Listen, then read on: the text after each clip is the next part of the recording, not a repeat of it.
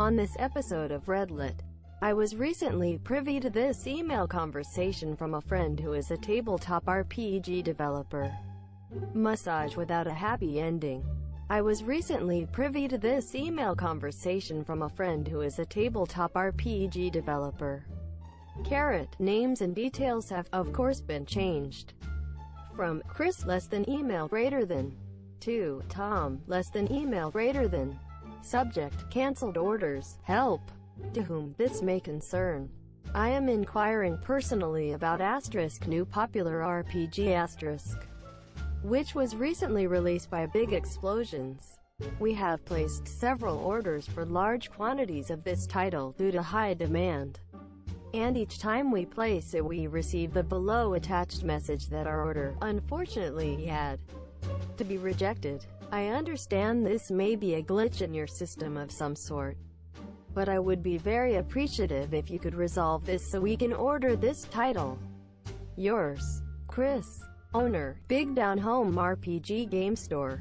From Tom email greater than to Chris email greater than.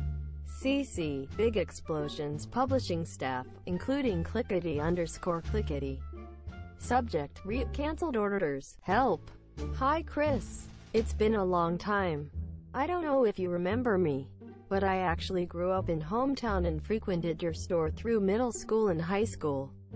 Your store, and the games we played, made an incredible impression on me and influenced my career path. It made me want to write and develop role-playing games, which led me to start Small Indie Gaming Co. and move out here to Seattle to collaborate with other developers and develop it. You might recall, back in 2016, that new popular RPG was initially released as an indie title called new less popular RPG We fronted the costs on publishing and marketing and sought out game stores in the Northwest United States to playtest our games.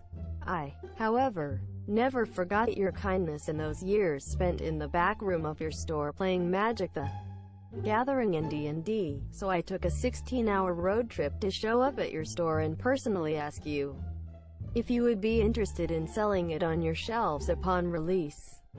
At that time, you told me that you only had room for big titles, and that you couldn't accept every indie RPG developer that knocks on your door. I then offered to send you free copies of the title to sell for 100% profit. Because honestly, I just wanted to have my own RPG on the shelves in the store that was so important to my youth. But you laughed, left, and told me again you only had room for big titles, that the RPG industry was really cutthroat, and that you didn't have room for even one copy of my book. Last year in 2018, I was privileged to merge with and acquire the much larger Big Explosions Publishing and all of its titles. We are sincerely blessed to be able to share the love of RPGs internationally. And this year, we re-released my game as new popular RPG with a $500,000 marketing campaign that has been incredibly successful. In conclusion, Chris, you are free to order absolutely any title from the Big Explosions distribution list. There are many to choose from this year. However, the distributor has been given strict instruction not to distribute new popular RPG to your store. I'm sure there are much bigger titles that can fill your shelves. Yours most sincerely, Tom. Director, Big Explosions Gaming. Massage without a happy ending. I worked as a massage therapist for an LLC right out of school. It was a good job. Didn't pay very well, unfortunately. I gave my boss my schedule, and for the most part it was respected. As an MT, you get to pick your own schedule and hours. So it worked out well. As I had a small child, my boss would schedule me for chairs events and wouldn't tell me until the day before it happened that I was working it. These are in different towns and locations, so it was very frustrating. She tried to get me to go do massages at an assisted living community, but wouldn't give me any. details, and after a month, out of nowhere, she said, "I'm not going to do it," and nothing more came of it. A few more incidents like these kept happening. Nothing too extreme. When time came for me to get a raise, it was less than promised and agreed upon in contract. It wasn't an extremely big deal, as I planned on getting a second job anyway.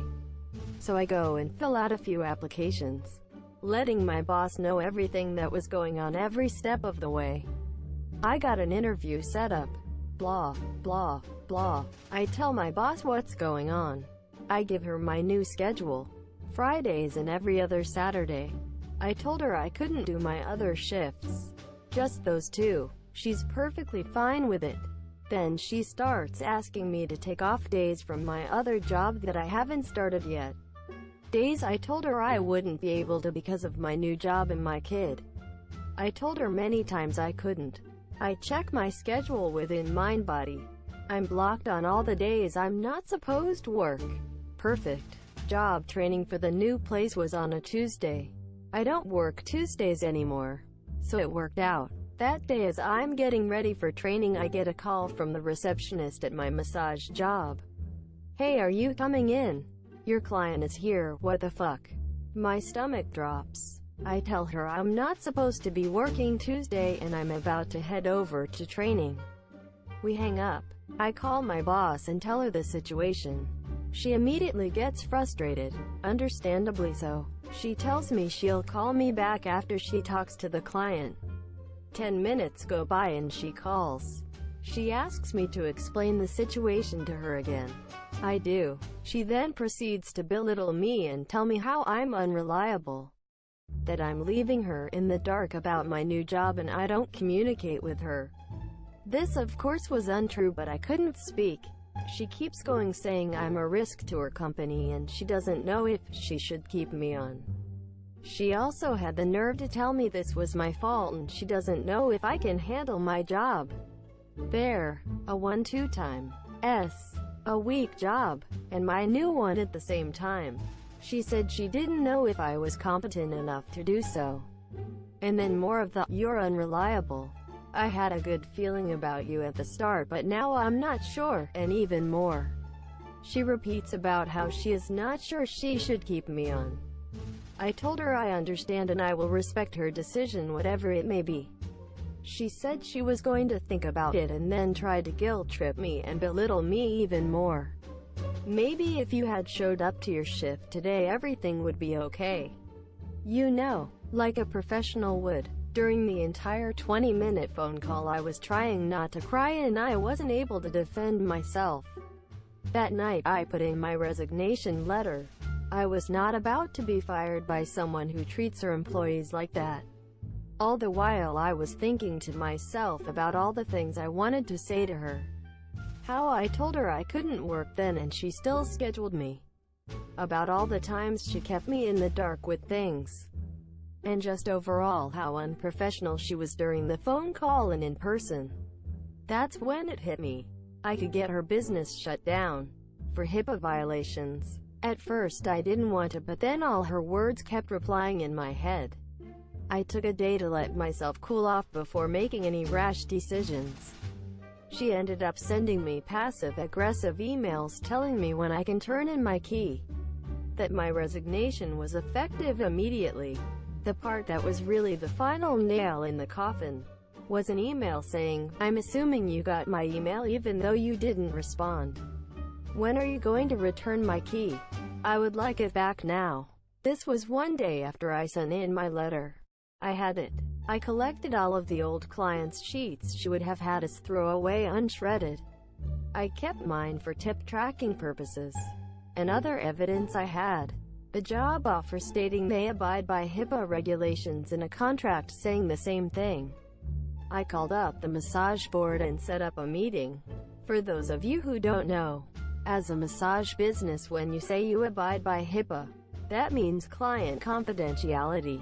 You can't share what you did with that client, etc., unless you have WT and client permission.